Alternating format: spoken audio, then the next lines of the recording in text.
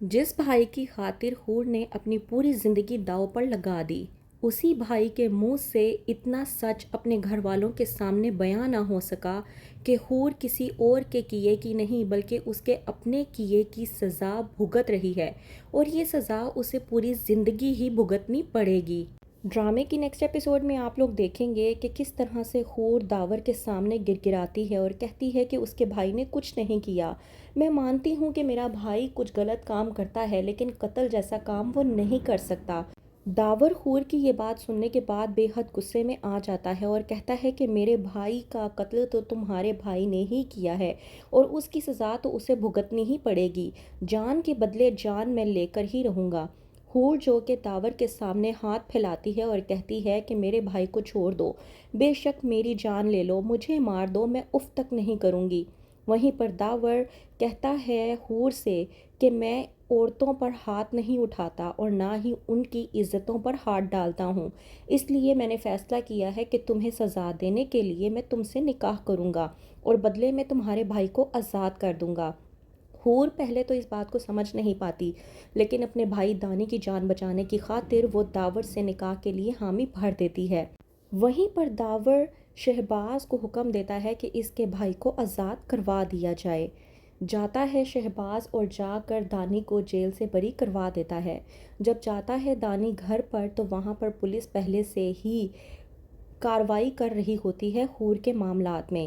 کہتا ہے حارث کہ میری بیٹی کل سے غائب ہے اور کل اس کی بارات ہے، میں کس طرح سے ہر کسی کو جواب دیتا پھروں گا، مجھے سمجھ نہیں آ رہی کہ میں حور کو کہاں سے لے کر آؤں۔ پولیس انسپکٹر جو کہ دانی کو دیکھ کر اس سے بات چیت کرنے کی کوشش کرتا ہے اور پوچھتا ہے کہ وہ آخرکار پورا دن کہاں پر تھا۔ دانی جو کہ جھوٹ بولتا ہے اور کہتا ہے کہ میں اپنی بہن کی شادی کی تیاریوں میں لگا ہوا تھا، میں پھول اور گجرے وغیرہ اکٹھے کر رہا تھا۔ لیکن انسپکٹر کو یہ بات ہضم نہیں ہوتی اور وہ کہتا ہے کہ کیا پھول اور گجرے لینے کے لیے تمہیں پورا دن لگ گیا؟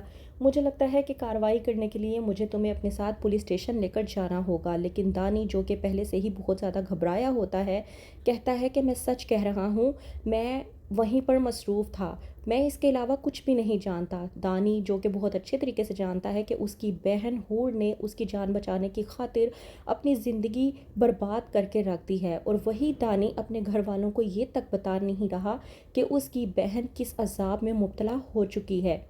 وہیں پر آسیہ تیمور کے سامنے آگ لگانے کی کوشش کرتی ہے اور کہتی ہے کہ دیکھا، تم جس حور سے شادی کرنا چاہتے تھے وہ حور گھر سے بھاگ چکی ہے، میں نے تو تمہیں پہلے ہی کہا تھا کہ یہ لڑکی ٹھیک نہیں ہے۔ ظاہر سی بات ہے جس خاندان سے یہ لڑکی تعلق رکھتی تھی اس نے تو یہ سب کچھ کرنا ہی تھا۔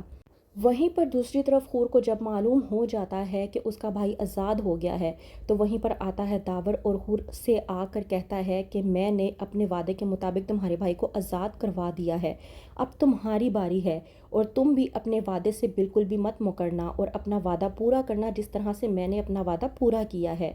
اب تمہاری زندگی کی سزا شروع ہوتی ہے، اب تمہیں مجھ سے نکاح کرنا ہوگا۔ حور وہیں پر داور سے نکاح کے لیے انکار کر دیتی ہے۔ وہ سوچتی ہے کہ میرا بھائی تو آزاد ہو ہی گیا ہے، اب میں اس سے شادی کیوں کروں؟